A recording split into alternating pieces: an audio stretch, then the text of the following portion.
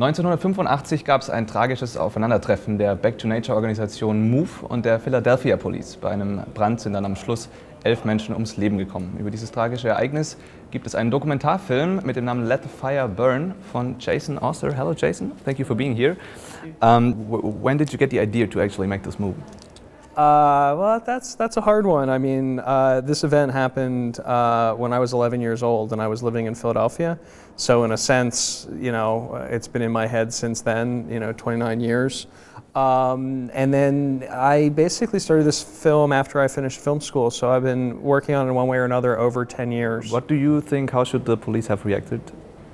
How should the police have reacted? Yeah, I mean, it's really hard to do counterfactuals, looking back in hindsight, it's so much easier to say what we could have or what we should have done. So I don't really get into that. I do think that, when people see the film, one of the things that happens is there's a good deal of violence early in the day. There's a lot of gunfire. They've used small explosives. They've used fire hoses as a weapon to try to get these people out. And then there's this odd period in the afternoon where everything sort of calms down, and it seems like there was a real opportunity there for cooler heads to prevail, right? But that didn't happen.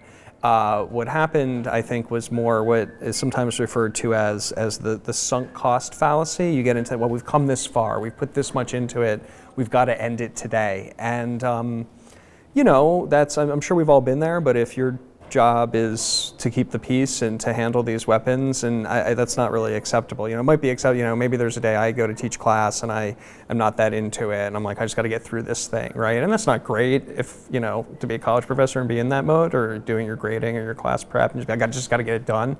But it's just unacceptable when lives are on the line. So I think that's one of the things that can sort of help us understand it, was that people got into a mindset in terms of their professional lives that was very much like, we've come this far, we've got to do it. And it is entirely made out of archive material, so I mean, why, and was that difficult? Yeah, so we didn't set out to make an all-archival film. I shot interviews. I didn't want to shoot a lot of interviews. I wanted some core interviews where it really affected people's lives and sort of have that be the thread. And we shot those interviews, and it was when I started working with the editor named Nels Bangeter. And in our early meetings, he suggested maybe there's a different way to do this. We could do it without the talking heads and do it all archival. And it was just kind of like one of those funny ideas at first, like almost like a joke. It's kind of how I imagine people wind up conspiring to rob a bank, right? It's like you're sitting around, you're like, oh, it'd be nice to have more money. And it's like, well, what if we robbed a bank? And it's like, ha, ha, ha. What if we didn't use the interviews? Ha, ha, ha. And then like little by little, you're like, well, what would it take to rob a bank? You know what I mean? Like, what would we do? What would be the next step? And then sometime the next morning, there you are, robbing the bank. And so we just kind of went with it. But, I think there's pros and cons to any decision you make in filmmaking like that. And what we were trying to do was create, sort of treat the past in present tense, make it feel like a real-time thing was unfolding in front of you. And I think some of the things you lose are things like context and reflection. What the film doesn't have is someone looking back, sort of telling you with hindsight what it all means to them. But the pros and cons, I'm okay with that. And are there any other ways that this kind of affects the how the movie is told? If you have only archive material, if you don't have a script that you can write on your own thoughts, and it affects the film in so many ways. Is once you're sort of doing it in a certain way, you can't even really know all the ways because you didn't take the other path. Right, but I guess to us it was a number of things. One was sort of to create this real-time, sort of past as present tense.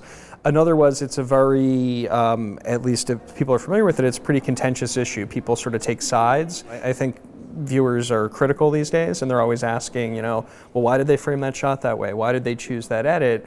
And now they have to think about it sort of twice. Why did I, as the filmmaker, choose to put that shot there? But then who created that shot to begin with? What was the bias or the intention of the original creators of it, and how have I recontextualized it? So in a way, it's also a way to sort of play into sort of a skeptical media environment. Not say we're totally fair or totally even or unbiased, we're still totally in control of the storytelling, but just to play with that idea. So. Thank you for having you here.